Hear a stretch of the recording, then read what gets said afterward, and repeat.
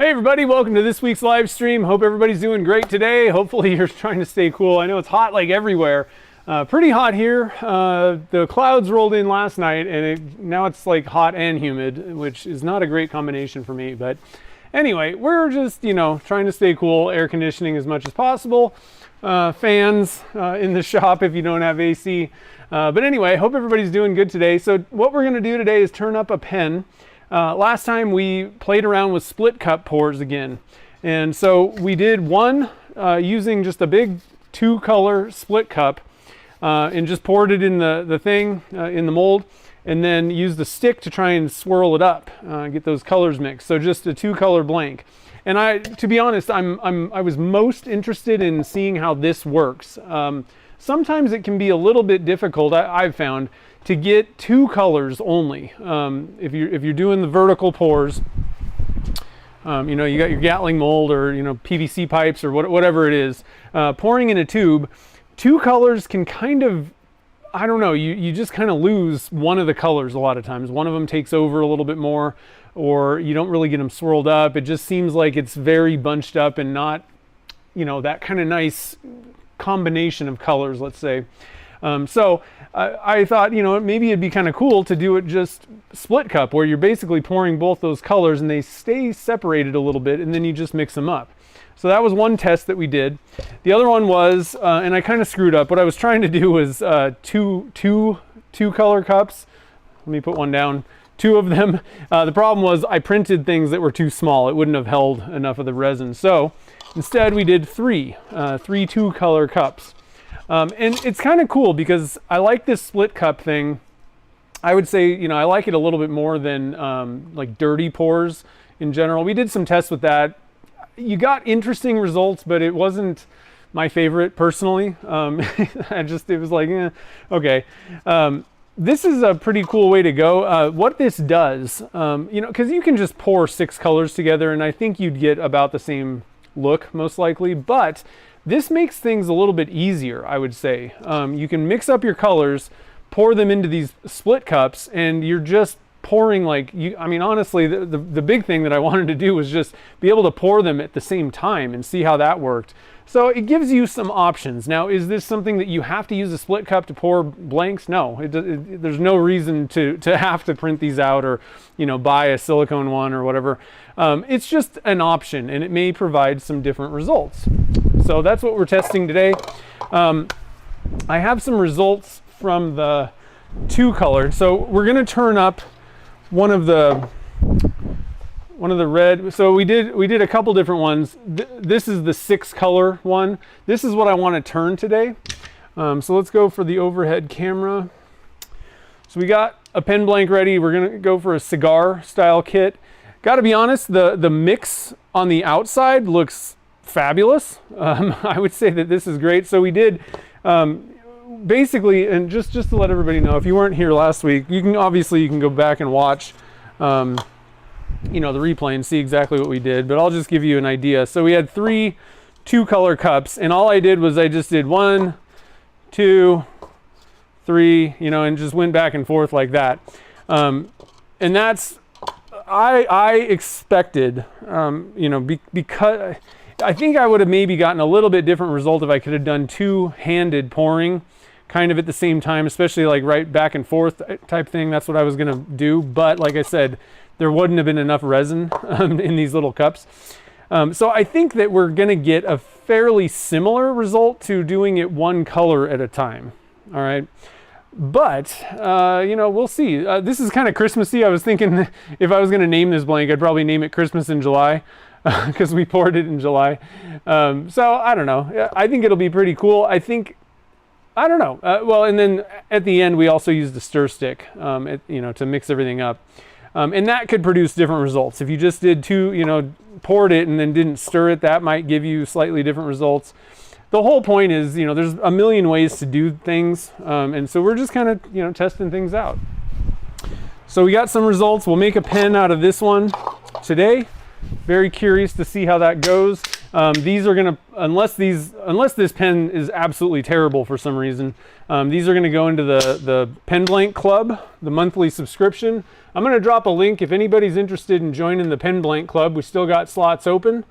So here's a link. I need to get a direct link. If you go to my website, if you don't use that direct link or something, if you're looking for it, I keep forgetting to put like a product on like the main page where you can just sign up for the Pen Blank Club.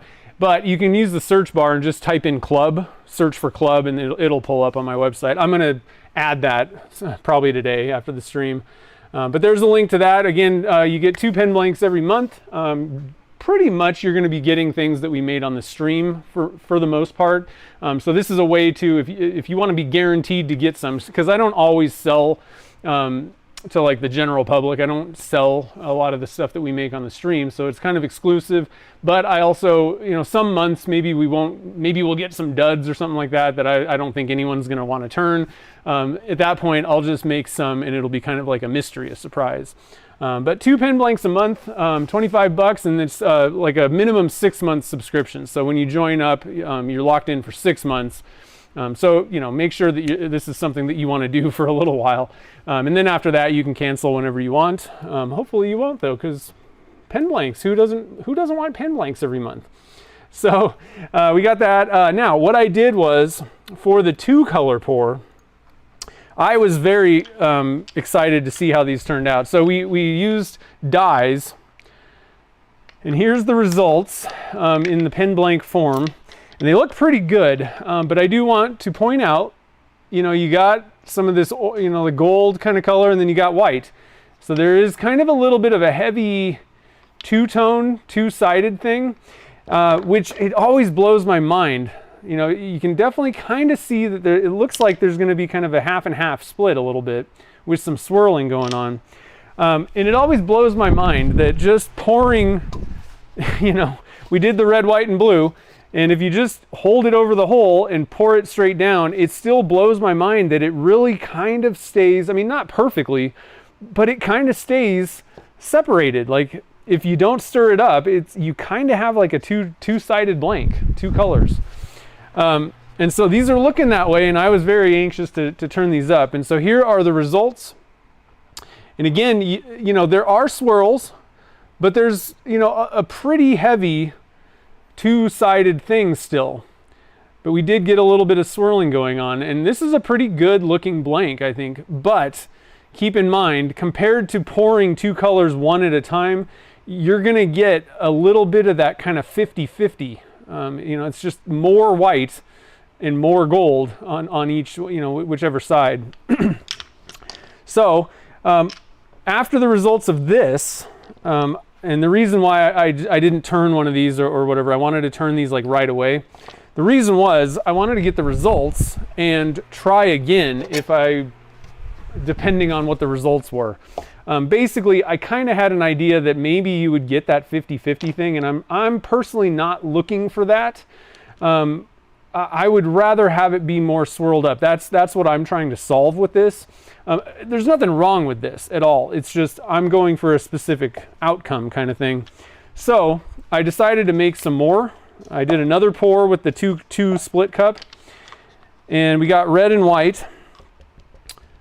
And these are looking a little bit different. Now, the difference is I went back and did it slightly differently. These gold ones, I just held the cup in one position and let it flow up. So I thought, okay, let's try this one more time. And I did red and white. And I kind of moved the cup around, just kind of was, you know, doing a little bit of you know, instead of just like holding it static and letting it just drop straight down in. So I kind of moved it around a little bit, and I turned a couple up, and here's the results. Now, I would say that I'm actually a little bit less excited about this. There was just kind of more bleeding, kind of. It's not super awesome. So frankly, I think you might be better off doing something like this where you just hold it in one position and then stir it up. So I don't know. You know, it kind of depends on what you're going for. There's nothing wrong with these either. But there is a little bit more of a kind, you're still getting kind of a lot more red on one side, a lot more white in one area.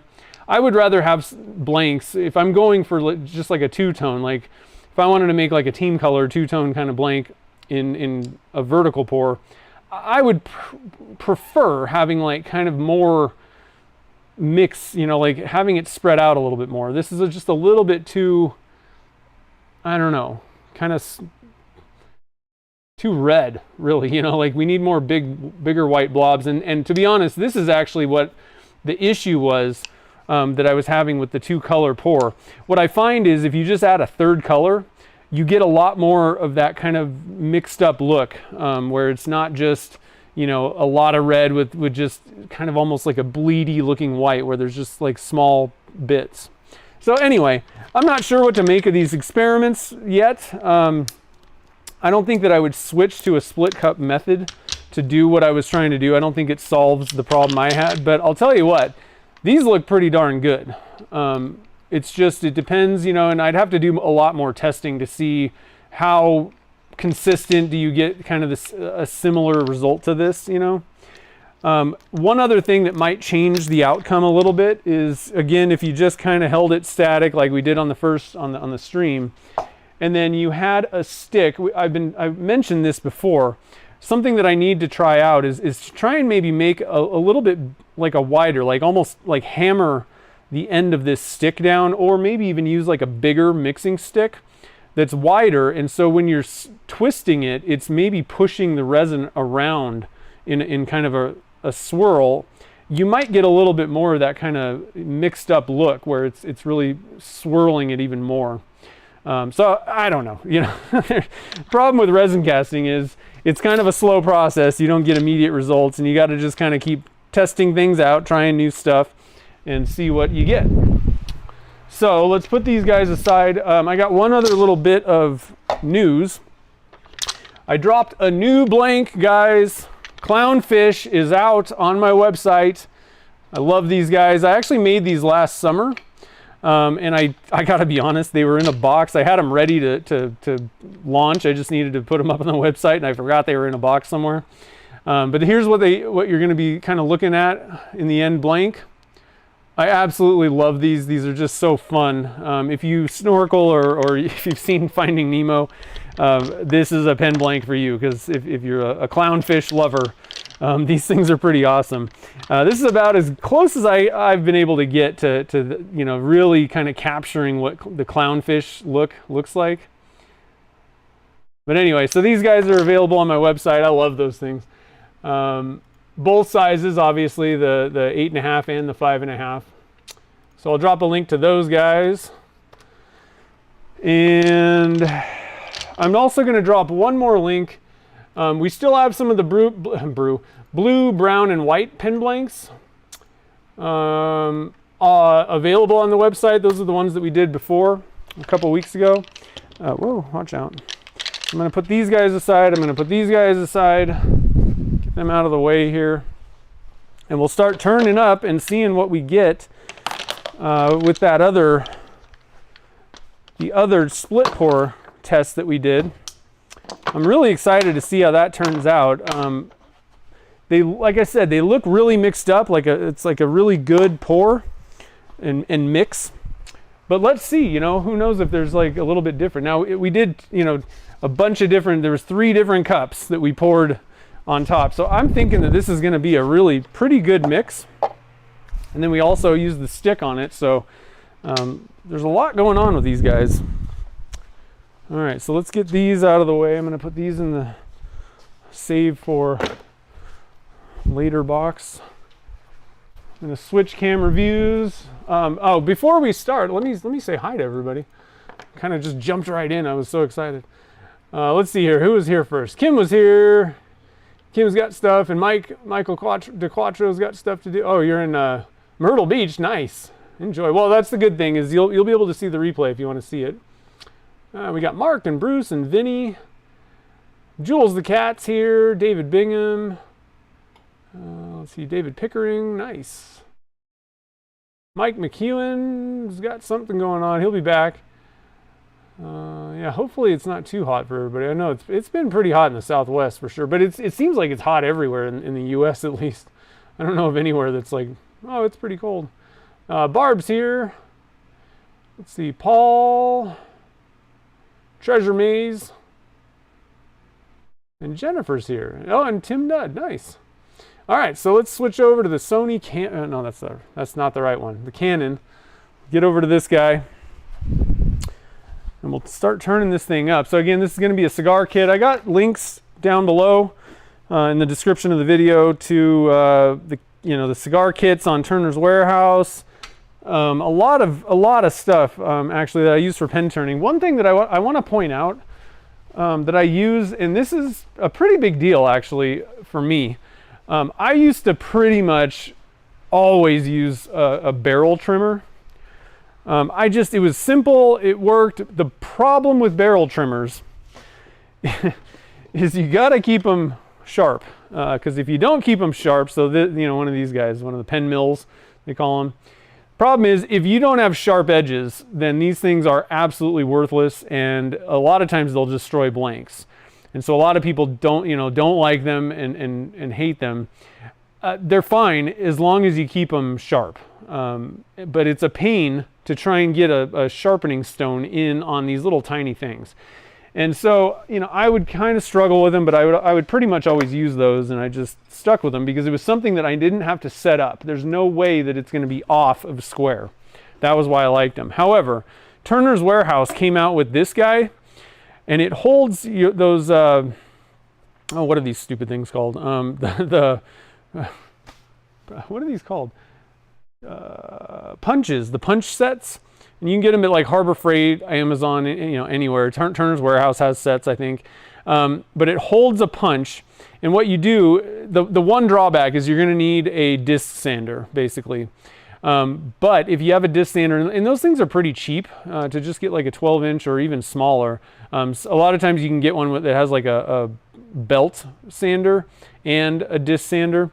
But it's great. You use a fence, with your miter gauge on there, and it keeps it square, and you can, slide over your pen blank. I'm not going to pull all those out. I'm just going to use, this one doesn't actually fit, I don't think, but you just slide this over and you twist it, and your sander gets the edge trimmed up. And I got to be honest, at this point, this is all I use. This is a safe method. It's way faster. There's no sharpening of tiny little things. It's awesome. So if you haven't seen these things before, again, Turner's Warehouse, it's a Maker's Select, Turner's Warehouse product. These things are absolutely phenomenal. I've tried things that were like squaring jigs before, and they just were not very user-friendly. This thing is, though. So I just wanted to mention that. At this point, that's all I use. It just makes life 10 times easier, and especially if you got a blank that's particularly delicate, you have to sand it. You cannot use a pen mill on, I don't know, I'm trying to think of certain types of blanks that are just absolutely brittle and tend to chip out. You have to sand it. The other way that I used to sand, and I gotta be honest, this is not, it works. It's actually very simple. I like simple. The problem is it's not particularly great. So what I would do is I used the lathe, and I would set up with a face plate, grab a piece of plywood, put that thing on there, and then I would just use the pressure sensitive, the sticky backed sandpaper. And frankly, I would just put a little square right in the middle because that's all you really need. And I would do that, and then you can hold the punches in your drill chuck, and this is guaranteed to be square, and it works. The problem is the rotation, the movement on this right in the center is really not going fast enough. So this takes forever, and you end up heating up the sandpaper, and you have to replace it and it's just a pain. I got to be honest. So that's not really a great method. That's how I used to do it. It is simple though, and if you don't have a disc sander and you need to sand something, that's not a bad way to go. A lot of lathes come with a faceplate too, so that makes things kind of nice. But like I said, because it's not on the outside of the, of that faceplate of that piece of wood, it's like right in the middle. You can turn it up really fast, but you're stuck with like the same little tiny patch of sandpaper, and so you have to replace it constantly, and it takes forever. So I don't really recommend that necessarily. Oh, I got to get my phone because I can't see the stream.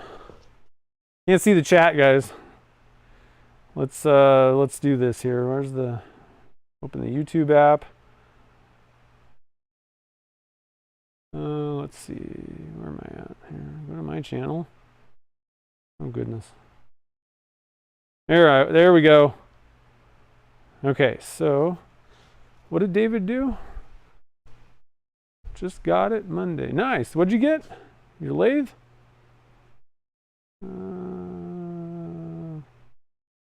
Let's see here. Hold on a minute. 108 right now. Ugh. 110. Ugh. I got to be honest, guys. It's been pretty hot up here too. It's been like 103, 104, which is pretty hot for our elevation. Where did I see this? Michael. David. Who got the new lathe? What's going on here? I'm lost. I can't find it, guys. I'm looking on my phone. Oh, okay. So David, what did you get? Sorry, guys. I can't see where what you said, and I want to know. All right, so I'm going to turn on the dust collector here. This will be a little bit louder. It doesn't seem like it really comes over on the stream. It's loud to my ears, so I feel like I'm yelling at you guys. But all right, so let's spin it up. We got the right camera. Everything's pretty good here.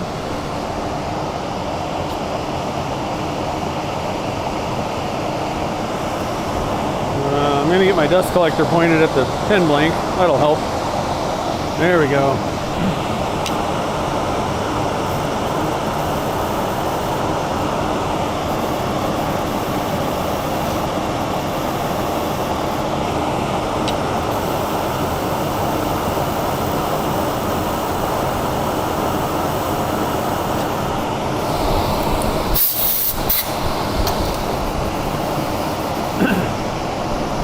Let's see here. A new Lagoon. Oh, the 1524. That's right. Nice. Yeah, that thing's pretty awesome looking. I've seen one. I haven't actually used one, but I saw one. I believe I saw one of those at Turner's Warehouse one time when I was down there. Looked like a nice lathe. And Chad says that they're pretty nice.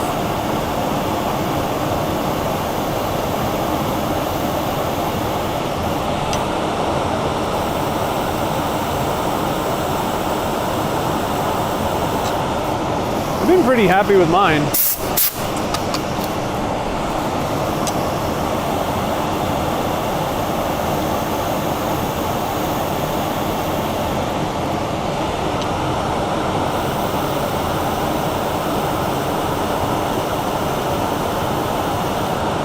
I wouldn't say that I have extensive experience on a bunch of different lathes or anything. I had a Comet. I used a Shopsmith. That was terrible. I've used a Powermatic. I used the Galaxy. I like the lathe. It's just mine had so many problems I had to get rid of it. I've used the I don't know the name of it, but the MIDI Laguna. I've been on one of those. The Coronets. So I've used a few, I've used like the mini jet lathes.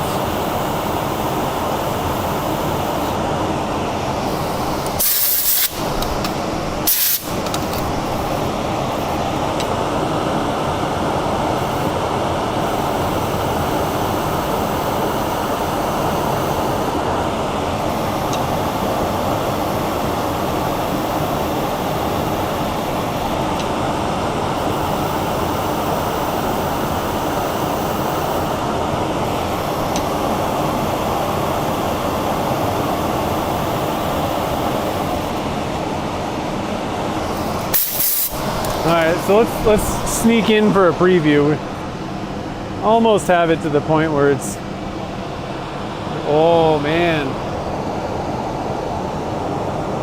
Sorry, I don't want to get everybody excited or anything, but that is a pretty good mix.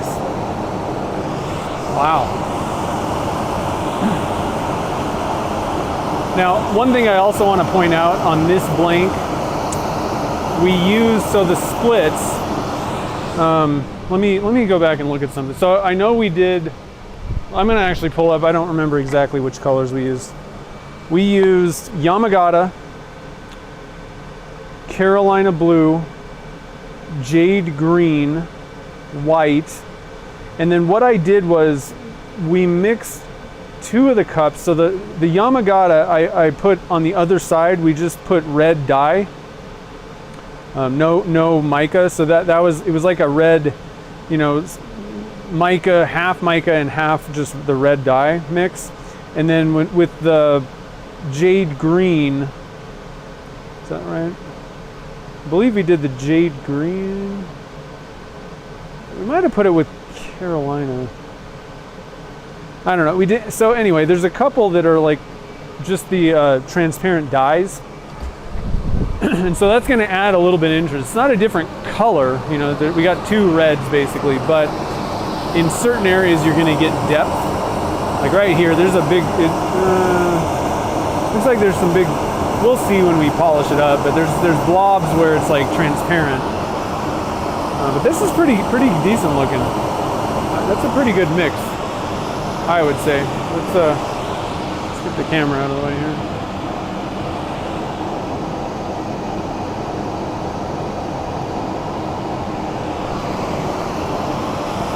All right.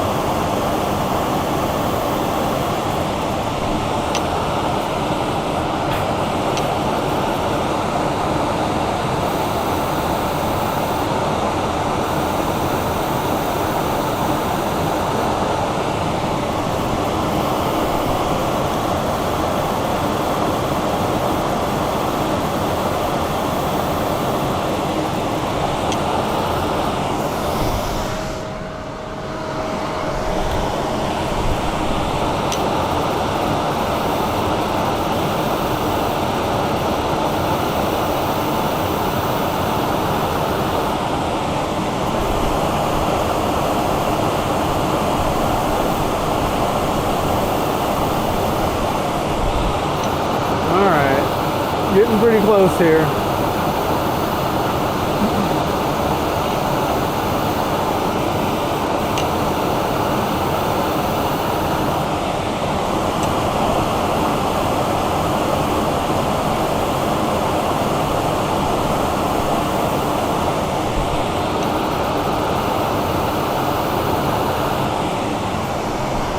Let's take a peek at this.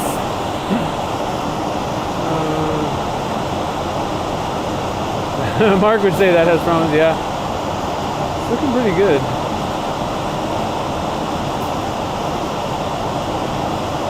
Oh, Mike got the Neptune. Oh yeah, the Robust Scout. Yep. That is true. That is true. Alright, so we got some tool marks going on here. I'm going to try and clean that up a little bit, take a quick pass. And there's a little bit proud of that bushing there. Maybe even a little proud on the other side. Let's just do a little bit of cleanup here.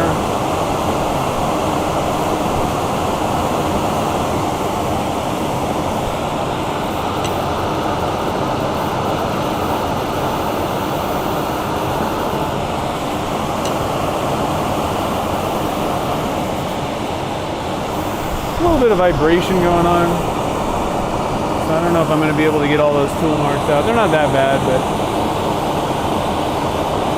that's nice and even now. Okay, so we can do a little bit of move over to the wet sanding. I can turn the dust collector off if it'll turn off. That is. Yeah, the water's looking pretty disgusting, so I'm going to go and swap this out. What do you guys think? Ew, yucky. Let's see here. All right, is anybody else coming? Jeff S is here. All right, so I'll be right back, guys. I really wish I had running water back here so I don't have to walk all the way up. But I will say, while I'm doing this walking chore, here's the beauty of it, guys. The knee is feeling a lot better. Walking a rapid pace is not as bad as it was. So, and even my PT guy was like, you're doing really good. Like every time, because I go in like once a week. It's like, I mean, I notice like there's definitely a good amount of improvement. And I would say that last week was kind of like a little bit of a breakthrough, because I really started walking normal again, like pretty much all the time, give or take. Sometimes it'd get kind of tight and I'd be like, eh. But this one couple days, like it was just bugging me. And I ended up giving it a couple days rest of not doing any like exercises and stuff, and I was kind of off of it a little bit more. And I didn't actually mean to do 2 days off. I was just gonna give it 1 day of, you know, not doing any of the exercises or anything. And then I got kind of busy on that second day, so 2 days off, and then I think it just needed a little bit of a rest, because it was like night and day. So I'm really pretty happy so far, keeping my fingers crossed that things keep kind of going good. But overall, can't complain. All right, so I've got 600 grit here. This is wet dry. This is a Merca brand. I don't really think that the brand is important on your and hear me out. Don't take any sound bites here. I don't think the brand is important as long as it's a quality brand. Okay, so that's the star, the asterisk. You don't want to be using cheap junk sandpaper, but I don't think that like one of the good brands is any better than anything else.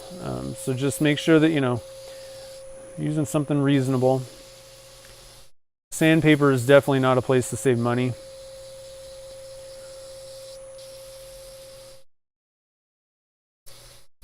There's other ways to save money.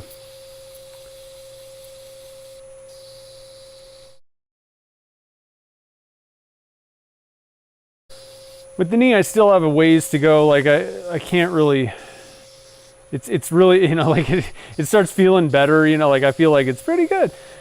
But the problem is, like, I'm still not like activities and stuff. Like, I don't think that I'm ready to go hiking hills and declines, and, you know, like uneven, you know, completely uneven ground, that kind of stuff. I don't think that I'm ready for that, but the strength is getting much better. And just the day-to-day walking is night and day. Like I have confidence to be able to just walk normal, which, like I said, last week there was kind of a big change, because it was kind of hit or miss. It'd be a little bit tentative, and then after I took those 2 days off, it just kind of changed everything. So it's been pretty good. Like I said, still got, I would say, months of training left to get back to like what I was doing. I'm still on the fence if I'm even gonna attempt jogging, running anymore. It just, I got like PTSD with that. Like I just don't even, I don't know. I don't think it's worth it.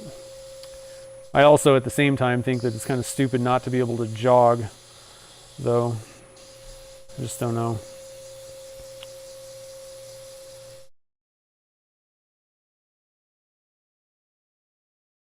So I had some tool marks, so I'm giving this a little bit of extra time just to make sure that I got everything nice and smooth. You don't want to start, like, the thing is, if you got a bunch of tool marks and whatever grit you start at, if you don't get the tool marks and little bumps and all that stuff out off the bat, then, I mean, you're not going to get them out on the next, you know, as you go up in grits. So the first grit arguably is maybe one of the most, you know, important steps to make sure that you get that surface like smooth, no you know, bumps or ridges or any of that kind of stuff, then all you have to do is just take out the previous grit scratches, right? So, you know, give it a little bit of extra time on that first grit, and you might find, like, especially if you've been getting kind of like, you get to the end and then there's all these scratches, it could be that you haven't been getting that initial grit done enough, and you may even need to, you know, step down. Try, you know, if you're still like struggling with stuff, maybe step down to a lower grit, you know, a coarser grit, and see if that changes anything.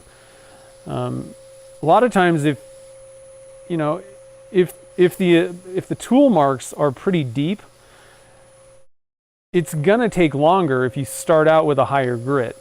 You know, like if there's a good amount of ridges and stuff, tool marks, you don't want to, I don't recommend starting like, you know, don't pull out like 100 grit or something like that, 80 grit. You want to start as high as possible, but at the same time, you want to be able to get that surface smooth as quick as possible as well. Oh, I forgot to do I like to do lengthwise. I'm just going to do this kind of real quick here. I know I'm going backwards a little bit here, but I do think that it's a good idea to do that kind of lengthwise, cross grain, cross grit, cross hatch sanding. Yeah, I know. I've never had the kind of difficulty that I had walking. I was like, oh my God. The thing that makes me mad is the insurance company. The doctor, like, I literally didn't know if I was having surgery because the insurance company was like, we're not covering that. It's not medically necessary, is what they said. And the doctor had to kind of go to bat to me for me. And like, I didn't even know, like, he had to do a video call the day of surgery. So I had no clue if I was actually having surgery the day of. And then the stupid insurance company sent me something. They're like, we don't usually cover these types of things because it's not medically necessary. That's what the writing said. And frankly, I almost want to have them retract that, because I think down the road that could maybe even cause problems with them saying it that way, that it's not necessary. And I'm like, I couldn't even walk, like, medically necessary. Okay.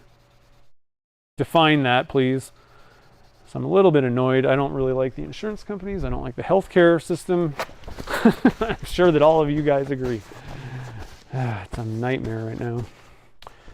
But anyway, got it done. So I'm happy.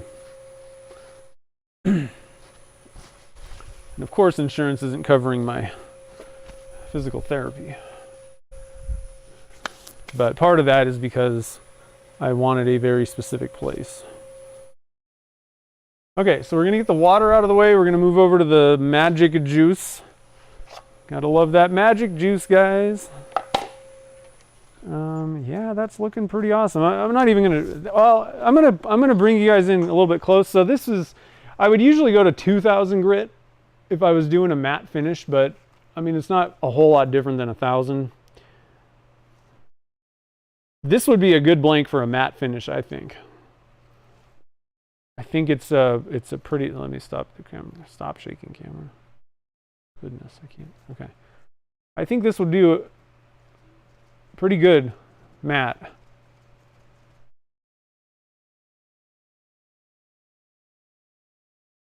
Yeah, so we got pretty good, a good amount of like that color mix. I mean, I have no complaints so far, at least on, you know, this half. We'll see what the other half looks like. Not too bad though. You know, and again, is this like significantly different than if I would have just poured 6 colors separately? No. You know, you could get exactly, I would say, pretty much the same result. The only thing about doing the split cup for, you know, with like 6 colors, so like 3 different split cups, I do like the idea of pouring the red, the 2 red, you know, like the transparent red with the mica red, kind of like separately. And this is very, like, I don't know if there's a big difference between that and just dumping it in and doing a dirty pour with, you know, not a split cup, just in a cup. I'm not sure if that would really change a whole lot, but to me, it seems like you're getting a little bit more equal flow rather than like, you know, from what I've seen, you dump it into a, you know, dirty pour, dump it into a cup. And this is different than the dirty pour test that I'm kind of talking about. Like if you had 6 colors and let's just say you had, you know, red, green, and blue or whatever, and you know, you put a transparent color and mix that dirty pour style, just dumped the transparent into the mica cup so that it's kind of mixed up a little bit.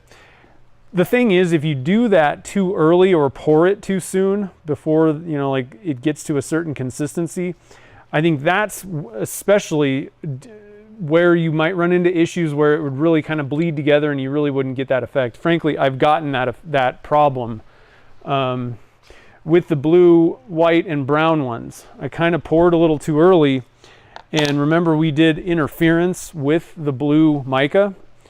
And it really just kind of all bled together. Like it just wasn't, there weren't like chunks where you saw the interference and areas where you just saw the mica pearl. So I think the split cup thing is going to keep you from getting that mix up between 2 different colors. If you're going for something where you want like maybe some transparent with the mica, with the mica, or like interference with a mica, I think that's probably a safer in general way to pour it without having to worry so much about what the temperature is and getting everything right. Or when you pour it into the cup, because there's 2 timing things there. One is when do you dump it into the, you know, dump the transparent, let's say in this case, into the mica, and then when do you pour, you know, your colors together. So there's a couple mechanisms going on that could make things like bleed a little bit more. I think you're getting more separation between that without having to worry about anything, let's say. So hopefully that made some sense. I think there's reasons to use the split cup. I don't know, you know, in the end, I don't know that in general it's like better than just dumping each color separately though, you know. As far as like the looks in the end, I don't know that that's really, you know, you don't need to get a split cup to get good results, you know, or even almost pretty much the same results if you're just pouring 6 colors together. I don't know that there's like a big advantage to a split cup, let's say. But in certain circumstances, I think that doing it with the split cup, it basically just mimics the other way to do it. If you didn't want to do the split cup thing, is you'd have to get 2 different cups and pour them at the same time. I mean, that's what the split cup is basically doing for you. And I have an issue hitting the hole, doing it two-handed a lot. So that's why I think that it's kind of an advantage, at least for me, because I have difficulty. My left hand doesn't want to pour things correctly, and especially like at the same rate. I have issues with that. And I mean, you can overcome that with practice. Okay, if I practiced a lot, but that's also a lot of wasted resin. So I like things that are simple, you know, if possible. If you don't have to think about it, then that's a win. Or practice. It doesn't take any talent, you know. All right, so this is step 1 of the magic juice here.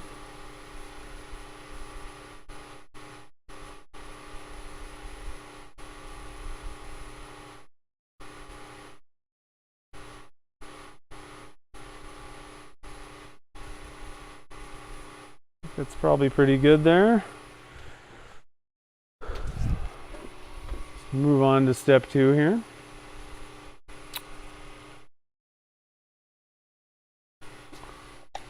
Let's see.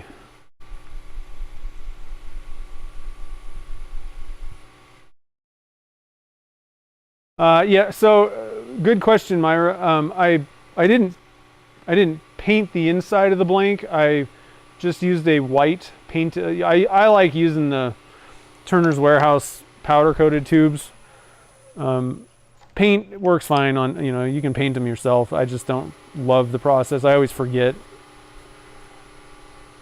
to paint, you know, to actually paint them, because what ends up happening is like in my brain, my schedule is I got to prep the blank for the stream on Fridays. That's just, you know, I just, without thinking, that's just okay. Friday is the day that I got to get that ready. The problem is I can't prep the tube. I can't paint the tube on Friday. I'd have to do that beforehand, and it's not like I batch, I could batch out a bunch of tubes sometime. I just don't, so the powder coated ones are that's the way that I roll. They make my life easy. I don't have to think about it. So I just did the tube. And there's differences there. Painting the inside of the blank has advantages. I don't think in this case it really matters. I just don't want brass showing through. And I have enough mica powder colors that there's not going to be significant areas where there's just transparent dye. Not particularly significant portions, like half the blank or something like that. If you're going for something that's like the blank is transparent, you're really going to want to paint the inside of the blank. The problem is doing that can kind of alter the colors quite a bit. So, a pen blank that was just turned, let's just say, like for like a handle, that's going to look one way if it has a significant amount of transparent colors in it. If you drill out the center and then paint the inside, whatever you paint the inside is going to affect the colors in the resin. And so like pens, with the tubes, kit pens, kit pens where you've painted the inside of the blank, can end up being significantly different than what you expected. This is especially true, like if you had areas where it's literally just clear, there's no color even. Like for instance,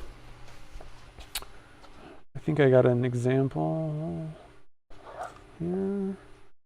Where's that? Oh shoot, I thought I had a, I guess I don't. I thought I had a Lucky Day pen. The one with the chunky glitter,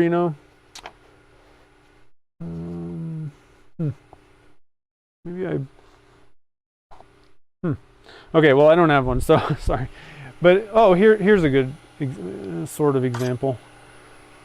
So like if I had like something like this where it had, these are like little glitter chunks. If this was a real pen, this is like a diamond painting pen, but if this was a kit pen, I would have drilled this out and then painted the inside. And so you're going to have it's going to look like there's like white resin in there basically, but it's just the paint. And so think about that, like it really takes on that color almost as if like it's a resin, colored resin or something like that, dyed resin. So just keep that in mind. There's times to use that and other times not to. The beauty of painting the inside of the blank, though, the biggest difference is it's going to cover up the glue splotches. Okay, so if it's highly transparent, you have to choose whether you want to give up the look of the blank a little bit, it's going to alter it, or if you want to cover up, or if, what are you willing to see, glue splotches or change the color of the blank a bit? That's the question.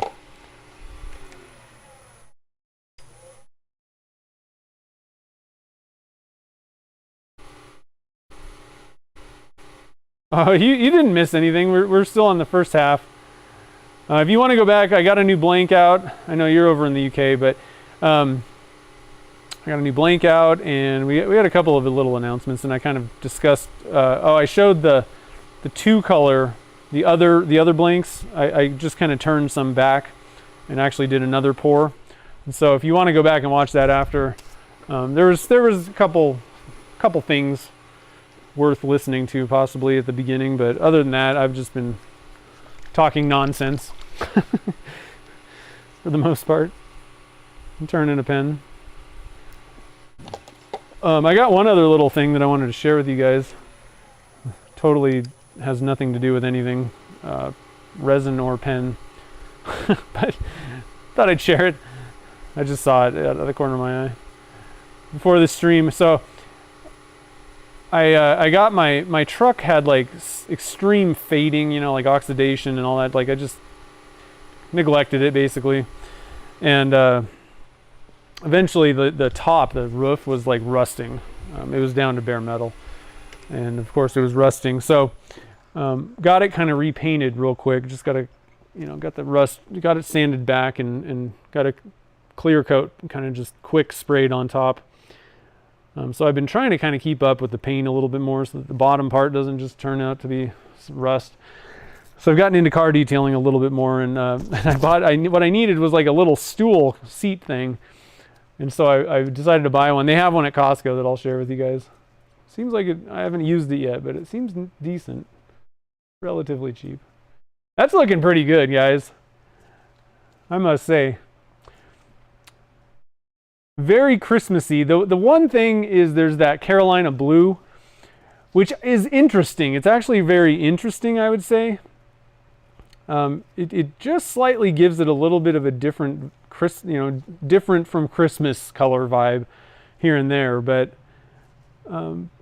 definitely makes me think of Christmas first off. But there are some like blue areas. Christmas in July. Yeah. So what do you guys think? I really do think that if you're gonna do the split cup thing with a bunch of different little split cups, 6 colors, 8 colors. One of the other advantages that I think that I would say that has is, eventually you're starting, like if you start getting to 8, 10 or more colors and you're trying to pour them like one at a time, especially when it's warm in the shop. I mean, if it's like 85, 90 in your shop or higher and you're trying to pour 10 colors at a time, it starts to get to the point where it's not really doable, right? And so I would say that one other advantage with this kind of, using a bunch of different split cups for multiple colors, it's kind of a time saver because you can kind of mix those things up, dump them in the little split cups, and at least at that point you're pouring 2 colors at a time if you can only do it one-handed. But think about it, if you are not like me and you can handle pouring 2 things into a 3/4 inch hole at the same time, you can pour 4 colors at a time basically, which I think has significant time advantages when you're under those conditions. Lots of colors, maybe warm in the shop, you don't have a whole lot of time. Maybe you're just using a resin that's faster than others, whatever. Yeah, I think that's not a bad deal, really.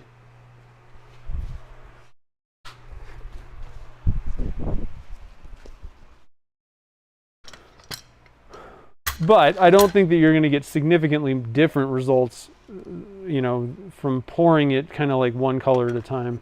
I'm just over here kind of getting things set up for the, when we do the assembly, I'm just kind of getting my little thing set up over there. Okay, so second half. One other thing that I want to point out, guys, before I begin, I don't want to screw this up. I just want to mention, and it occurred to me when I was putting this pen together. So we're going to go over here to the other thing here. I'm going to zoom in. We're not looking at this. Let me just get it out of the way, in fact. So I just wanted to mention, if you guys are looking for the TBC, turning between center bushings, TBC bushings. So Brian over there, he makes these guys, and I gotta say, he does a great job. They're excellent quality, top quality, I would say. These are the best TBC bushings on the market. The one thing I want to point out, and this is especially if you're doing a 2-piece pen, okay, I want to point something out. So these two go together. They go on the front. All right, they technically go like, here and here.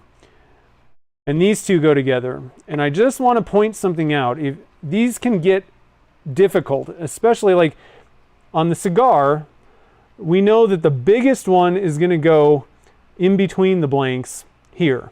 And then the second biggest one is going to go on the front end, the nib end, in the middle. But it becomes difficult to tell the difference between the smaller ones. Where do they go? And I just want to point out one more time, I literally, it was hilarious. I was like, I really wish these things were marked, and I'm saying this on the stream, and Brian's like, dude, they are marked. So I want to hold these up, and hopefully I can put them both together and you can see this. There's a little bit of a notch, like a little chamfer on, let me get a toothpick. Great if I could not have to hold these and be like shaking and stuff. Okay, so there's a little chamfer on the inside of the posts. You can definitely, in person, you can tell the difference. No chamfer on these two, chamfer on these two. He literally put a little teller of which ones go together. So like I said, especially for like the cigar, I know exactly, you know, where these two go, but I you know, I don't know. Well, now I don't have to think about it. This one goes here and this one matches this one. So I don't have to think. I wanted to mention that. It's awesome. It's really awesome. Honestly.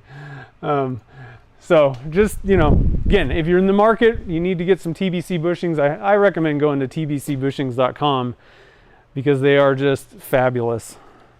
And they have thoughtful things built into them that make even an idiot like me not screw things up. I can't tell you how many times I've screwed up the cigar kit, honestly. And that's both within the TBC bushings, you know, area. I've even screwed them up on the regular, way back in the day. So sometimes those two-piece pen kits can really, I really like to like lay things out. Sometimes I got to look up the directions every time, you know, so make sure you do that before you start turning it. Make sure you got things lined up. One other little note is I do mark the inside. You know, there's kind of a swirl pattern. I don't know that it's going to matter on this blank necessarily, but I mark the inside of the tube so that I know how to line them up when I put it together. Just a little kind of a quick little tip thing. A lot of times it either doesn't matter on just a color swirl blank or it's like obvious, you know, you don't necessarily need to do that. For like wood grain and things like that though, you might want to, you know, it definitely helps to know where things need, you know, met up. Because once you turn it down, a lot of times it's kind of hard to exactly tell what's going on. All right, so. Yeah, I know I would always wind it, you know, I'd have to measure and do all that, but then I'd be like, well, the problem with that is you're like, well, which one goes where? So like you got to not only measure the bushings, but you got to measure the actual components. You know, you risk scratching the components possibly.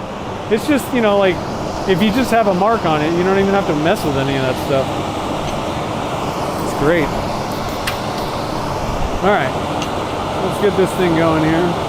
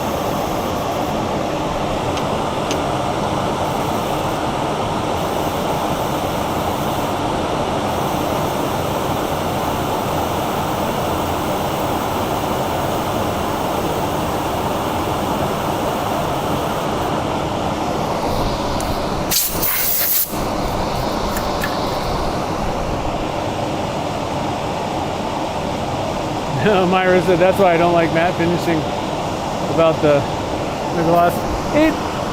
It's interesting because, and I think a lot of people are just kind of like, Matt, I don't really get this matte finish thing. And I would have been in that camp. Generally, you know, more work goes into getting a good gloss and, you know, it's brighter, shinier. The interesting thing is then I made one out of one of my hot rod blanks with a matte finish, and I was like, the difference is the texture, the feel of the pen. It feels warmer, and I know that's a weird way of saying it. It just, the texture feels really comfy in your hand versus like the glossy. It feels like plastic when it's you know, high gloss. you know for sure that that's a plastic thing that you're holding. When you have like kind of that matte finish, it just alters that feeling of it and makes it feel a little bit more organic in your hand, or that's the only way I can describe it. Not to say that it's better, it's just it's different. And so in certain cases, the matte finish is not a bad way to go. But at the same time, I will say there are certain blanks that really don't look good matte at all. And that's why I kind of point things out when I'm like, oh, the good news is it's not like you have to like go all the way full gloss and then be like, oh, maybe I should try matte or whatever. As you're going, you're gonna know, oh, does matte look good? The only issue is you're not gonna be able to like compare it until you actually polish it. But if you're in a rush, you might say, hey, I can just stop at 2000 grit and move on.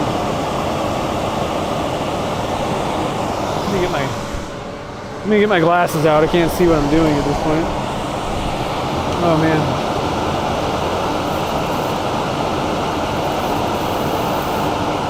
That old age, it gets you.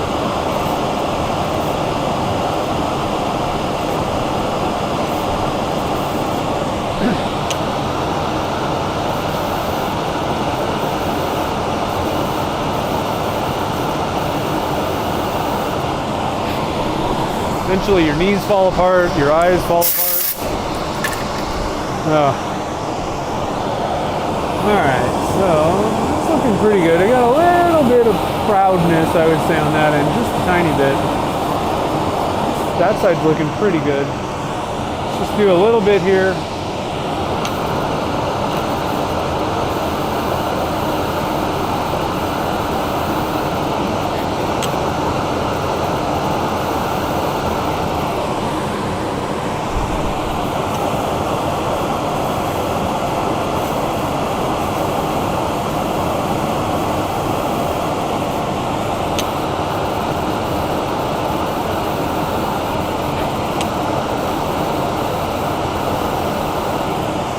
Okay, I think that's it. Let's take a peek at this thing.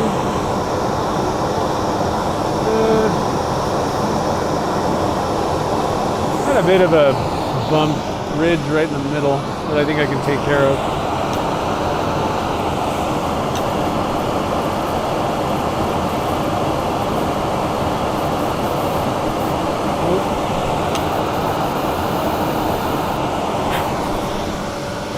Okay, that's good now. Still kind of a ridge in the middle, isn't it? No, we're good. Okay, let's wet sand. Ah, so nice I can turn the dust collector off. Okay, so 600, I'm gonna get some new sandpaper out. That's another thing, guys. Don't keep the sandpaper pieces for 3 years. Swap them out. Don't be stingy with your sandpaper. Just, if you've done a few pens, time to move on. The sandpaper's not going to mind at all. It understands.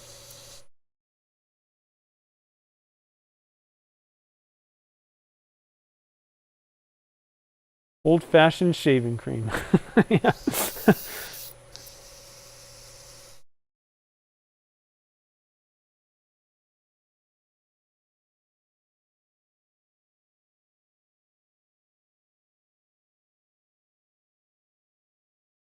Yeah, I really, again, this dust collection system that I put in, and you don't necessarily have to do what I did, but I did want duct run. I wanted it off the floor and everything.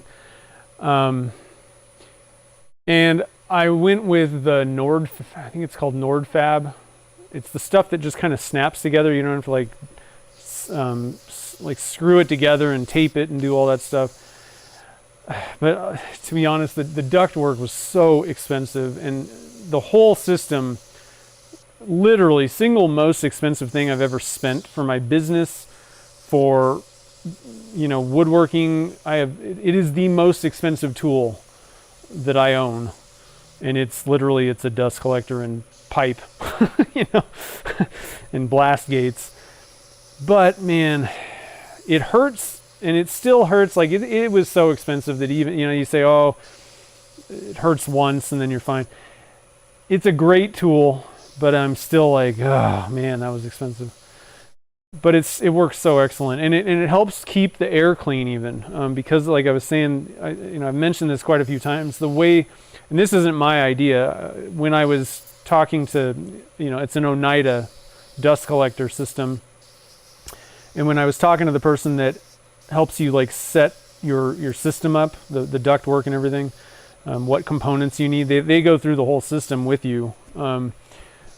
She was like, you really want to get some of these, what do they call them, like floor sweeps, because, and you just crack them and leave them, open with other things. So, I got a 5 horsepower Dust Gorilla, like super powerful cyclone unit. So it's got enough power to have a couple things open at the same time, which is nice.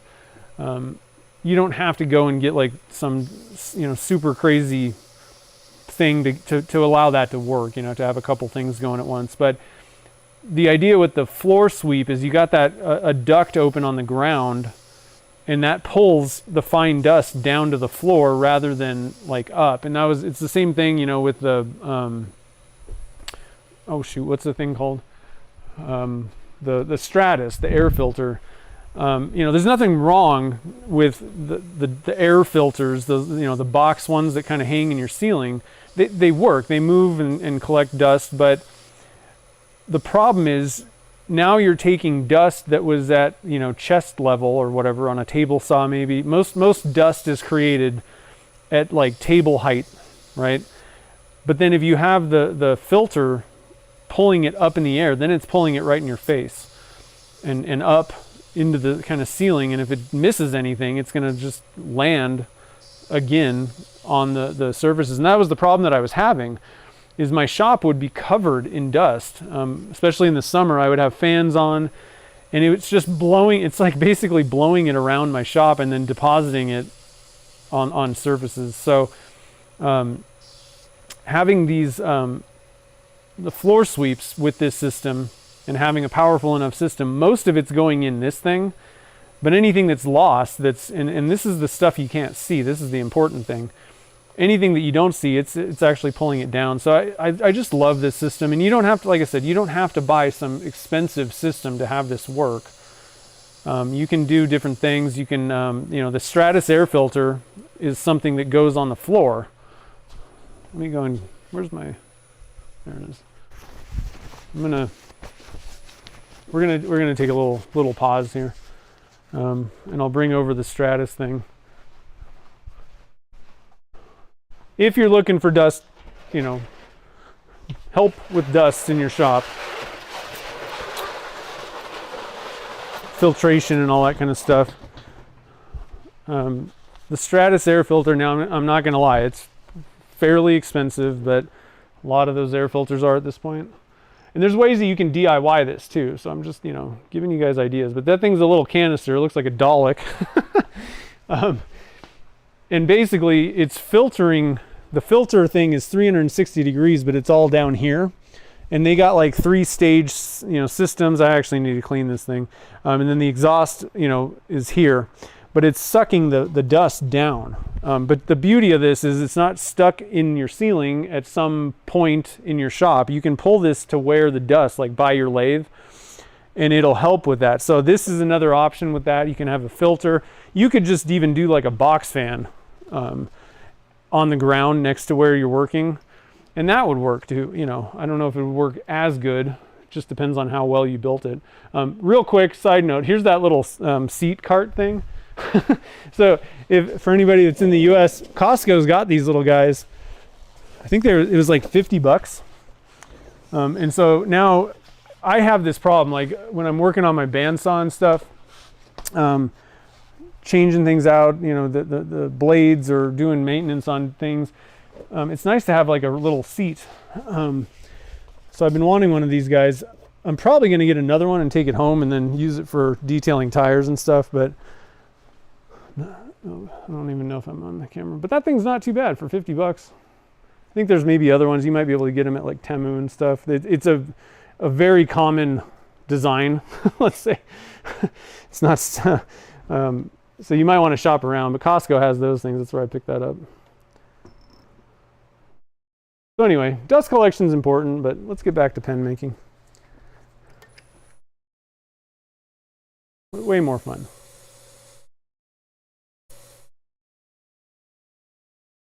Let's see here. Oh, Woodcraft had the Stratus on sale for 50% off. Wow.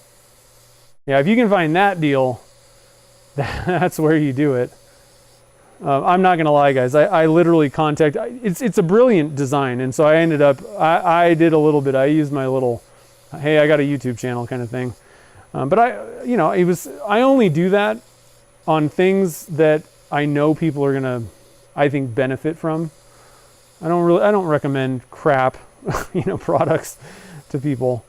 And there are downsides to that thing. It's kind of heavy. You got to drag it around. The biggest drawback I'd say to that thing compared to some of the other filter, just the normal ones that are like hung on the ceiling, it doesn't have a timer. Because I know, a lot of times I would just run it and leave the shop, and you let the filter clean the air while you're gone, and then when you get back, you're good, like overnight or whatever.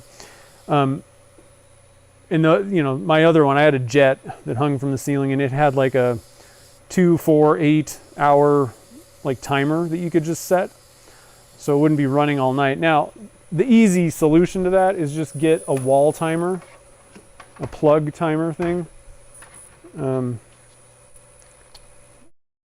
like this. There's millions of these different things, but this is a Stanley. It's cheap. It was like 10 bucks. So I mean, it's pretty simple, and you just plug the thing in on the side, and then you can pick whatever. Oh, it's upside down. Sorry. Whatever time you want. So I mean, there's simple ways to get around the fact that it doesn't have a timer built in. I don't think that's a reason not to buy it, but I knew it was going to be a good one, and the brand is good. And I talked on the phone with the CEO. They seem like they're very enthusiastic about their products for sure. They also do CNC stuff, the major company. I guess their CNC machines are really nice too. But he's like, oh, what do you think about a CNC? And I'm like, dude, I had one once. I don't have enough time for that stuff. let's just focus on the filter for now. See how that goes. Unfortunately, actually, I think I do have a discount code. Do I have a discount code? I think I have a discount code. I need to look that up. I kind of forgot about that. Search my channel. If you're really interested in one of these things, search my channel for Stratus. Because I did a video on it, and there should be a link. Because I also would get like a kickback from them, but there might be a code. I forgot. It was a while ago now. I don't remember. Might have been a code.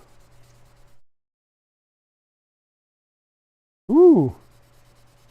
So I didn't really show you guys this one. You got like a vein of the red going down there. I got to show you this. Heck, I didn't even look at it.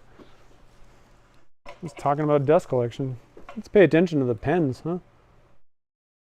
Look at this.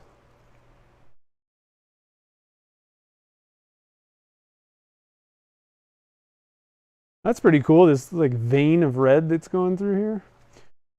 Got a little bit more clumping on this, at the end, on a couple sides here, but I still, like I said, I think that this is a pretty good mix.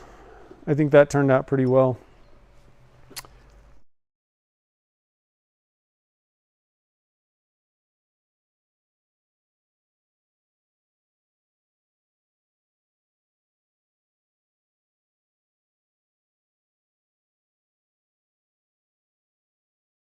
Yeah, no, shop vacs work great. Shop vacs are actually, in some cases, a little better because they have actually like more suction.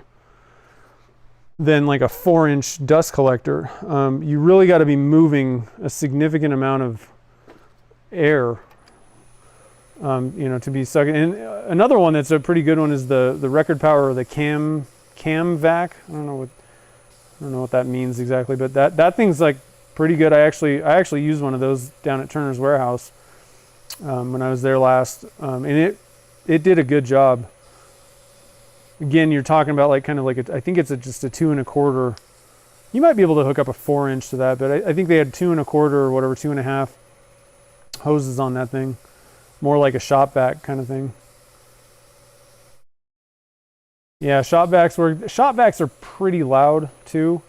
The biggest difficulty is, you know, even if like if I had a 2-car garage, I would seriously consider putting the actual you know, I have a like a cyclone, you know, so like the dust collector itself, I would seriously consider putting that outside, possibly. There's issues when you do that, so I don't know, but you can create negative pressure where you're like sucking, you know, like let's say in the winter, the inside is heated, right, and then your dust collector's outside, which means that you're sucking the hot air out. Or in the winter if it's cooled. So there's some problems with doing it that way, but I would think, you know, let's just say that you don't have to worry about that. You got 72 degrees inside and out all the time for some reason. If you put that thing outside, you would reduce the noise of the cyclone unit itself, but the majority of the noise is actually just the amount of airflow going through this hood. So, you know, you really, even if that thing was outside, it doesn't reduce the noise that much. So, you know, dust collection is, if you can do as much with water or whatever and get through the dusty part quick and then turn it off, that's always the best.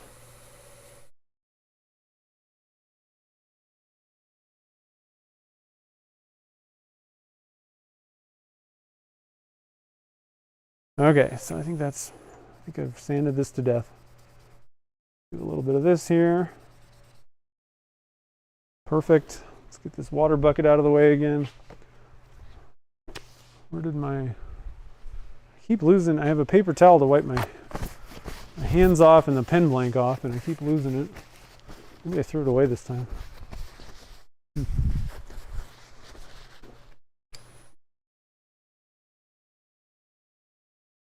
Oh, and one thing that I kind of forgot to do last time, I like to blow out between the bushing and the blank before I do the polish step, because there's probably going to be a little bit of moisture in there.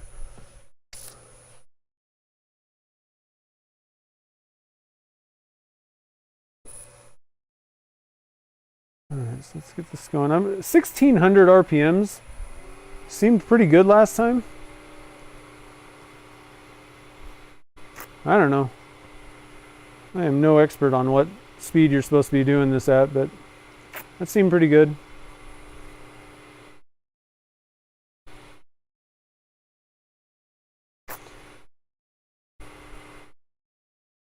So has anybody tried the split cup, any of the split cup methods yet? And if you did, what did you think? How did your results go?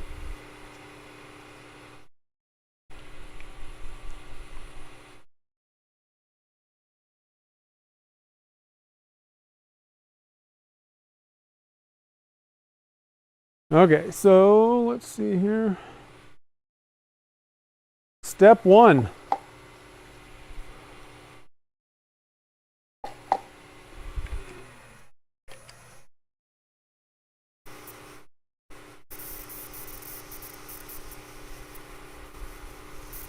Yeah, that's what the instructions say, 20, like something.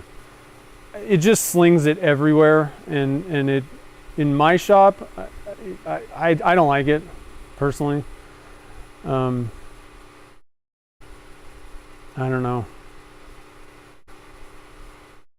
Like, I wonder if the humidity changes would maybe kind of change where you would want to be doing that, because I mean, I'm only going 1600 and it's slung it like all over my shirt, and And that's like after, like I didn't just apply it right away. Like I kind of rubbed it in first and then it still flings it off at you. So I'm just, eventually I want to see a demo by Michael and see how he does it, talk to him about it a little bit and just kind of give, that way I can give people like actually good advice. I think it just kind of, you're going to have to play with it, see what works best for you. Because it seems like people are kind of all over the board on it. The main thing is, you really, I think that the one thing that everybody can agree on is you really don't want to press too hard. I tend to have to press hard on with, for some reason, the number, step 2 is just like sticky. It's very grabby every single time. And so it can kind of, I got to put a little bit more pressure so that the paper towel doesn't get wrapped up on the thing. But all the other ones, you really don't want to be doing a lot of pressure with this stuff. In general, there, any abrasive, if you're sanding, polishing, you really don't want to be pressing hard. That's why there's abrasives in the stuff. You're supposed to be just let the abrasives work, They should be doing the work for you, not you. Yeah, the speed thing, I don't know. Because I tend to not, frankly, I would say slower is better. Heat is also something that you typically don't want, but I don't know, I don't know what this product is exactly, what the Magic Juice actually is. I would imagine it's like a car polish or similar to one. And you don't really want heat when it comes to car polishes either, for sure. I don't know.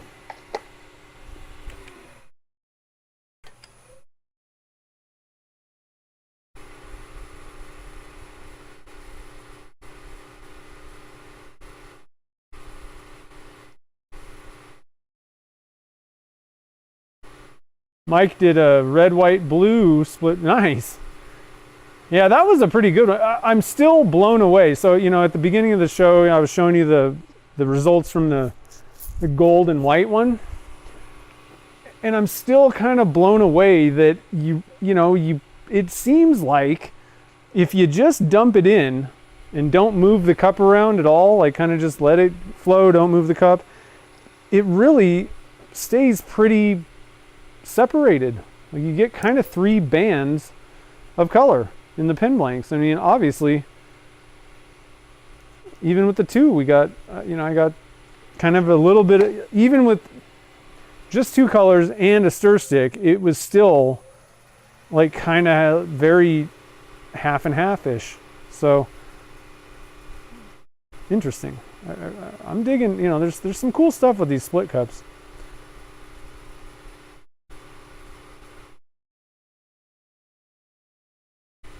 Again, and I've been asked before, like, am I going to change my method of pouring blanks? No. I don't think it's like the thing you have to do or anything like that. It's not going to take over the world of pen blank making. It's just another tool in the toolbox that you can use. And that's the thing is, if you can figure out a method, a technique that can give you a specific type of result, at least, maybe not every single time perfectly, but typically it's doing a certain thing. If you just use this method, technique, it's not much different than saying, okay, at the end, use a stir stick and mix up your colors. Okay, that gives you a result. Is it going to be like the exact same result every single time? I don't know. Generally, it's going to stir things up a little bit. So the split cup thing, couple different ways you can use it, and I think that it's fairly, I've done enough now where I can confidently say that you're going to get a little bit of that separation if you do it. Oh man, that's looking pretty good. Let's get you guys in here. So a little bit more blobby on this bottom end of this blank. The other thing is, to really understand exactly what's going on with a technique or a pour method or whatever, you really gotta test quite a few blanks out of a batch, I think. You can't just do like one and be like, oh, this is the result that you get with this. Even between different, I poured 7. Let's see, I'll give you guys a shot of this thing real quick. I poured 7 blanks at once in that mold, in the Gatling mold, right? And there's going to be some differences between each one. Most likely. Wow, that's looking pretty good. I definitely can't complain about this blank. Good one. So again, if you want to grab these blanks, Pen Blank Club, and they'll be going out end of the month. Coming up. Not sure which other one we're going to do yet.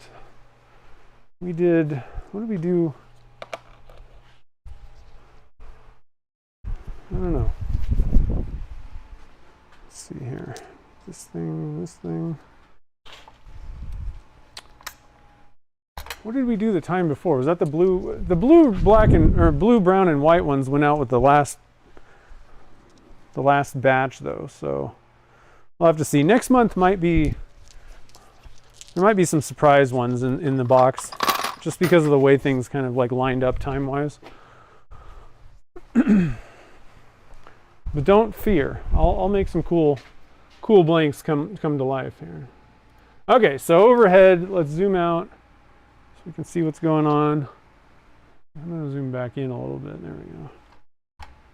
Perfect. Let's see, is there any questions here? Oh no, the printer didn't want to cooperate?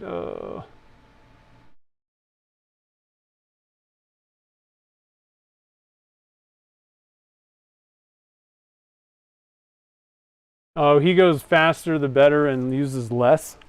Huh. Maybe I should try that.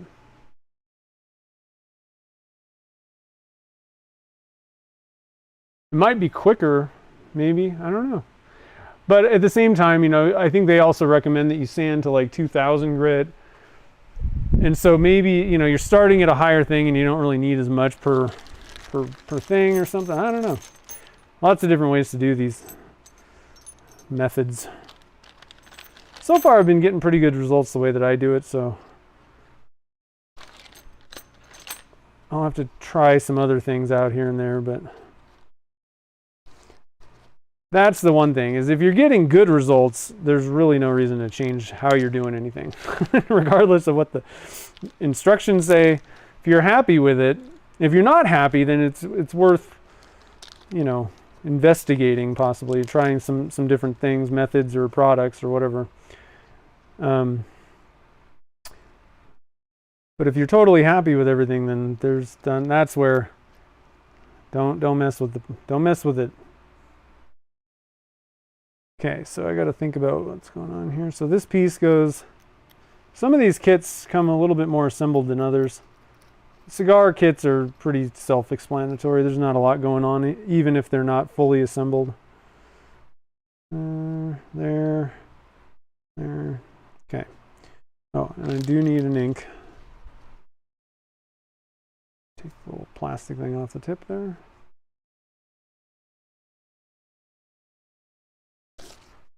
Okay, are you guys ready? I'm going to start with the nib side.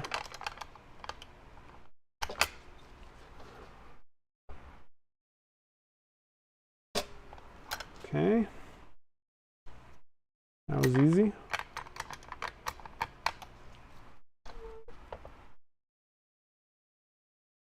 Number 2, very simple. Now, I didn't look at my marks. I should have. So make sure you look at the marks and figure out where you're supposed to line things up before you do it. I think that it's either going to be totally obvious or it's not going to matter at all. You can just do it by eye.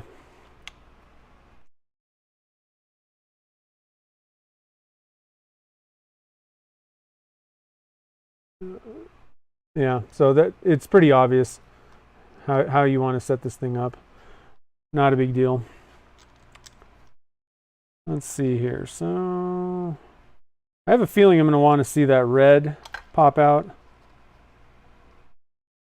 And a lot of times you might need to kind of bend the clip a little bit because they can be a little tight, and that'll scratch your blank when you're putting it on sometimes. I'm thinking that might have been too much. Might have got a little excited there. I'm going to bend it back just a tad, because we also want to make sure that the clip actually works and holds on to stuff if you're actually going to use it, you know? There we go.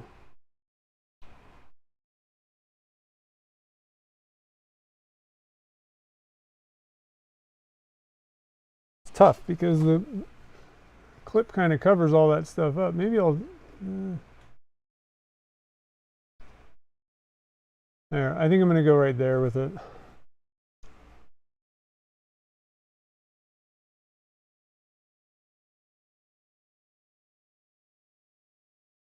I think I like that.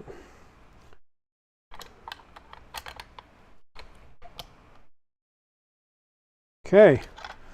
So now, one of the other things that I really like about the cigar kits is, you know, compared to the juniors, they're a little bit harder to get all those components like lined up and everything. They all need to be pressed in, where you can eyeball and even redo by hand if you screwed up, you know, the alignment on something. So I'm gonna look at this, make sure that it's right, but it's all just, you just press it together and you got your, you know, got everything lined up, which is great. I really like that.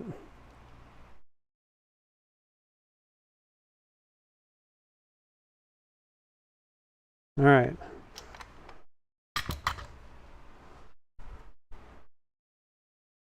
A little bit dark.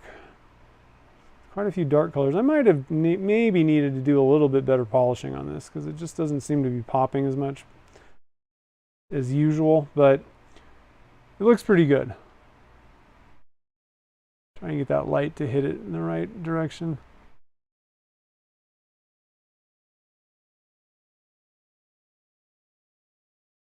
Let me see if I can add a little bit of light with the overheads. Another thing is I actually really need to clean my fluorescent lights off, like dust them, because it just keeps getting like darker and darker in the shop. Let's see if I can add a little bit of light here with an LED. It just didn't look like you guys were really seeing a whole lot of that. Let me get on camera here. There we go. Try and get the glare off of it.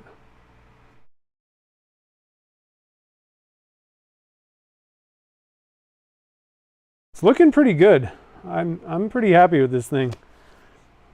The blue is interesting. Again, I probably wouldn't have gone with red, green, and blue. That's just not something that I would have been like, yeah, you know, that's what I need to make today. But I really do like it. It's a pretty good color combo. All right, so does anybody have any questions about what's going on? Now, if you want to buy this pen, you can order it. Just let me know. I like that. Yeah, Christmas in July.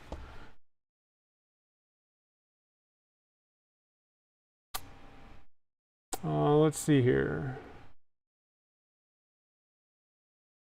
Yeah, Vinny, I think you definitely love the X1C. You don't even have to go with the carbon. If you're not going to print, carbon fiber, if that's not something that you really think you're even going to use, or if you don't think you're going to use it now, but you might someday, you can just get the nozzle. Buy a nozzle if you need carbon filament. So that's something that you could get a little bit cheaper. So I think it's the P1S. It pretty much does about the same thing. I think the X1 carbon, it has like the LiDAR and it has a couple extra goodies, some of which may or may not really make it that much better of a printer.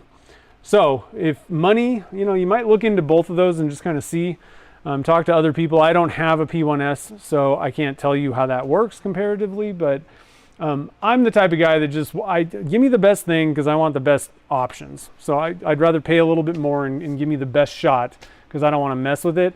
And I got to say, I still haven't had a failure, not one. Now, I haven't done anything super crazy or anything like that, but I haven't had one failure with the X1C yet. And I've printed quite a few things. I mean, I'm printing the molds for the faux burl things. I'm printing the shipping containers for those. We did all kinds of tugboats and things, different, like the benchies. Haven't had one failure. Everything's come out honestly, way better. Everything's come out way better than I've ever printed on my other printer. And I had a pretty decent printer. It wasn't, like a piece of junk. It was more expensive, I think, than the X1C 5 years ago. And it's not even a comparison. So definitely recommend, if you take it out of the box, set it up, and it just goes. And you can also do the multicolor thing, and that's super cool. So, I don't know. Oh, David, yeah, the P1, okay, P1S, there it is.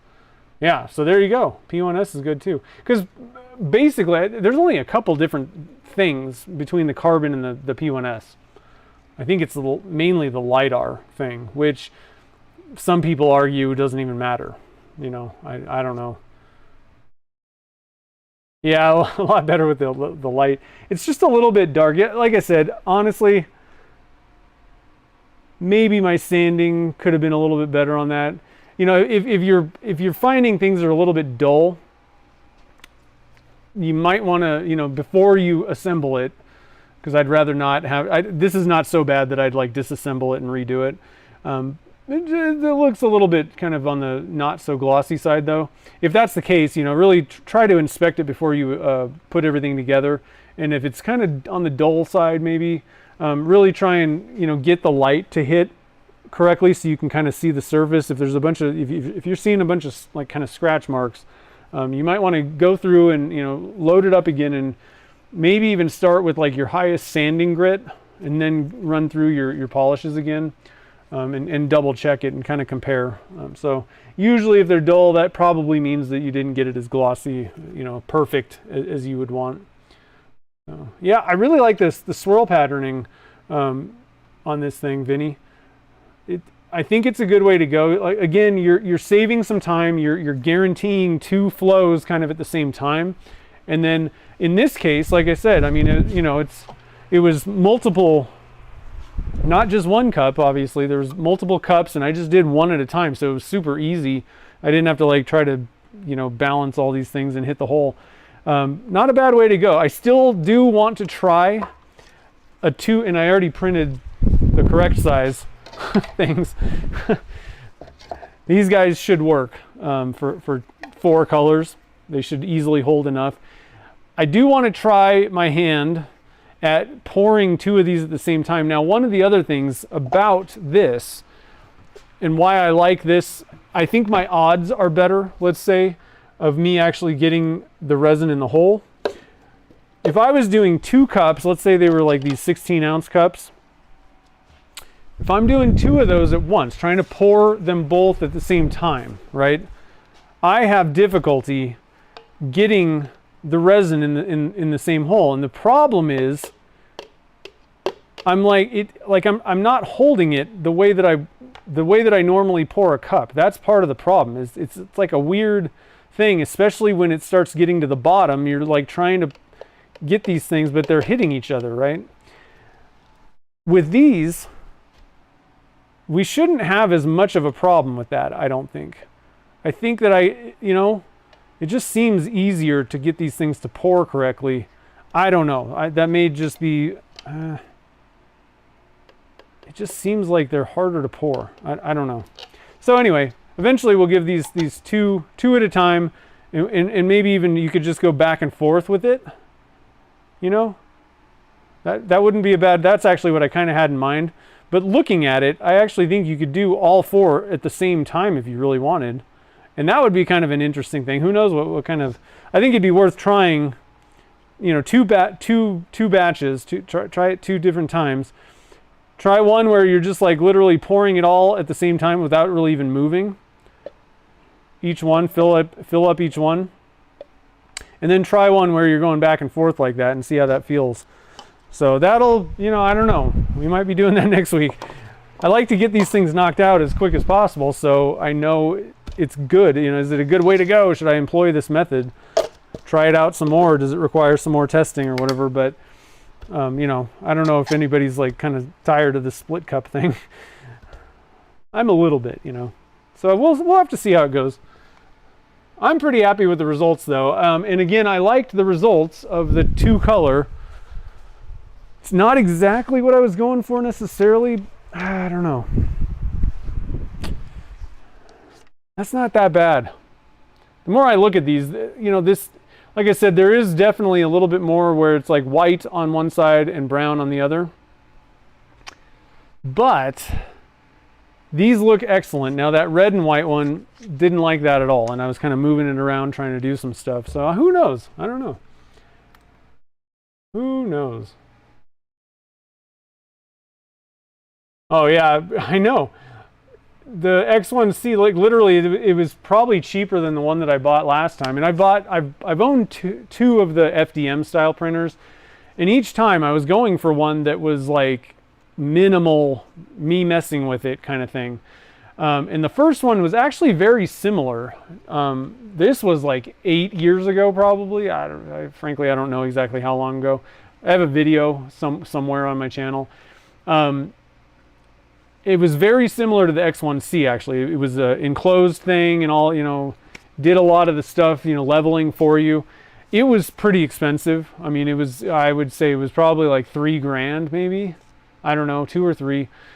At least as expensive, but I mean, it wasn't even close to the kind of quality printing, you know, that the X1C was. And then I got the Matter Hackers Pulse, which is basically a Prusa. And it's great, but I mean, it requires you messing with stuff a lot. So this thing is, I haven't touched anything. I literally pulled it out of the box, put it together and hit print, and it's just been printing nonstop since. Don't tell your wife there's a cheaper option. It's true. So anyway, guys, I hope that you give these split cup things a shot. Try it out, you know, and if you don't have a 3D printer, there are, well, shoot, I should have probably done this. I'm going to do this real quick for anybody that doesn't have a 3D printer, doesn't want to mess with any of that stuff. I'm pretty sure you can get silicone ones on Amazon. I don't like them as much personally. They're a little harder. I find those silicone cups are kind of hard to clean out a little bit. But if you don't have access to 3D printing, really, you don't want to mess with it.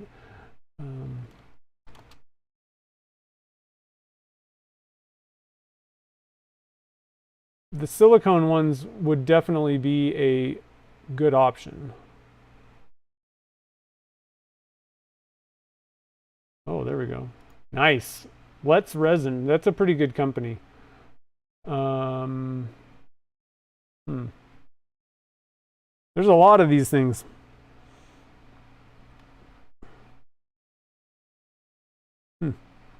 Oh, wow. They even have some other doohickey where it spreads it out. Huh. Wow. Okay, so I'm going to go with the Let's Resin brand because they're a good, well-known kind of brand thing.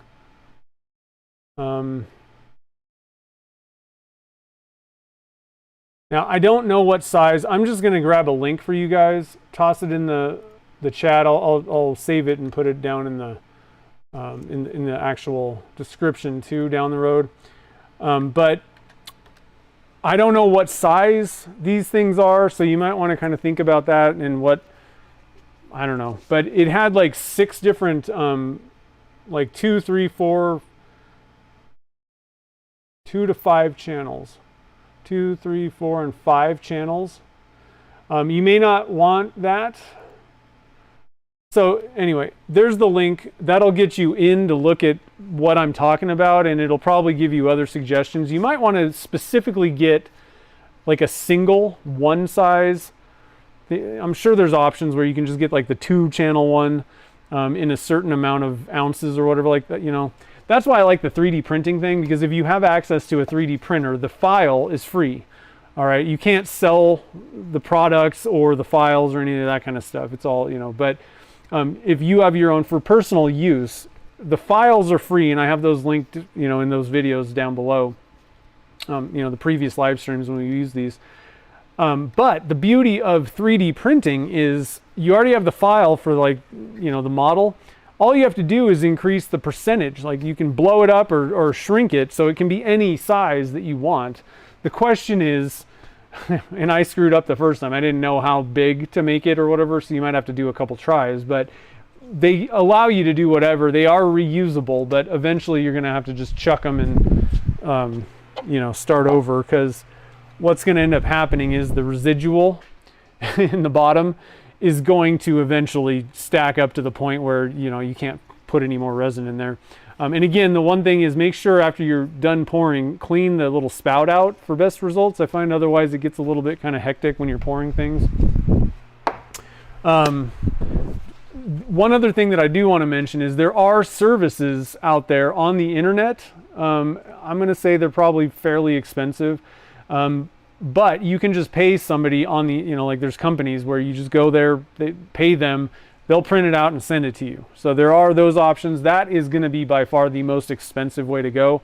The other thing is, though, if you have a local library, a lot of the libraries, the public libraries, have 3D printing stuff going on. It depends maybe on like the population and whatever, a lot of things, but a lot of times there's free 3D printing resources at your local library. If not, if you don't have that, or that's not available, maybe there's a makerspace by you. I guarantee you someone will love to help you out, get you kind of set up and working with their 3D printers. Now you might have to pay probably to access the makerspace for a little bit, but it's a good way to meet some other makers and get access to tools that you otherwise wouldn't have access to, and help using them. I think is also like part of the most important part of that.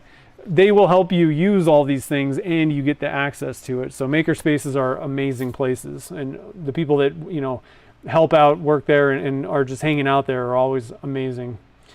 So anyway, let's see here.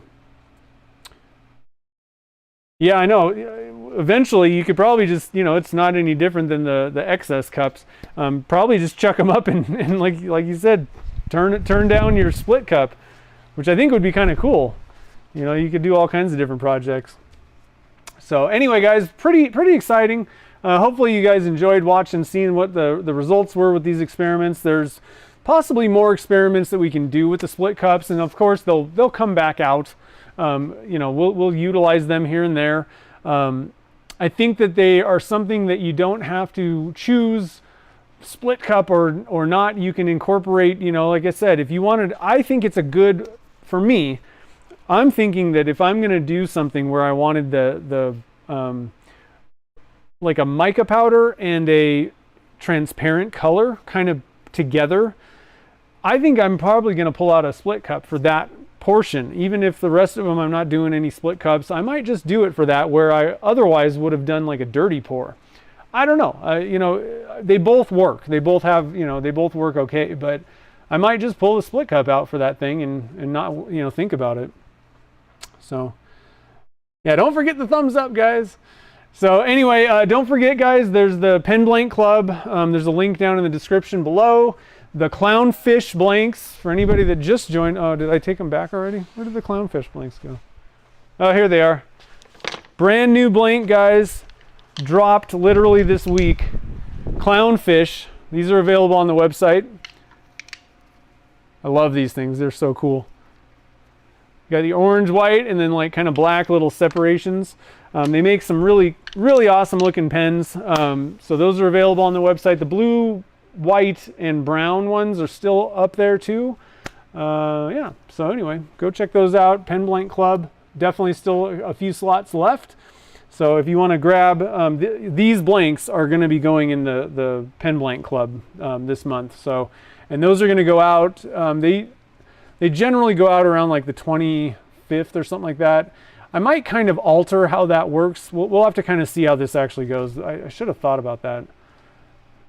The tough thing about this subscription model, or having a subscription model of something on your website, is people pay for something one day, right? And then you got to figure out when are they going out. And so I kind of feel bad because I started up the Pen Blank Club literally the day after I sent out the previous month. So everybody that already signed up is waiting till the end of the month. So I might think about that. I might actually pull it back because I like having people pay up front. One of the things that I was having an issue with was I would think that I had, 10 or 15 that I needed to make, and then somebody would drop out because they weren't technically prepaying for it. So anyway, this is just weird business stuff, but I got to think about how the timings of everything work. But those will be going out soon, and I think we're going to end up having to, I think I'm going to have to make some extra ones this month just because of the way things worked out. But it's pretty cool. I think it'll be kind of fun to see what everyone makes. That's the other thing. If you join the Pen Blank Club, definitely tag me, we'll have to see. I definitely want to see what people make with these blanks. That's very important to me. So make sure to you can either email it to me, but if you're on Instagram or Facebook, tag me and let me know. I definitely want to see what you guys make. So anyway, I hope everybody has a great rest of the day. Stay cool. Try not to get overheated. Drink lots of water. And I'll see you guys all on the next stream.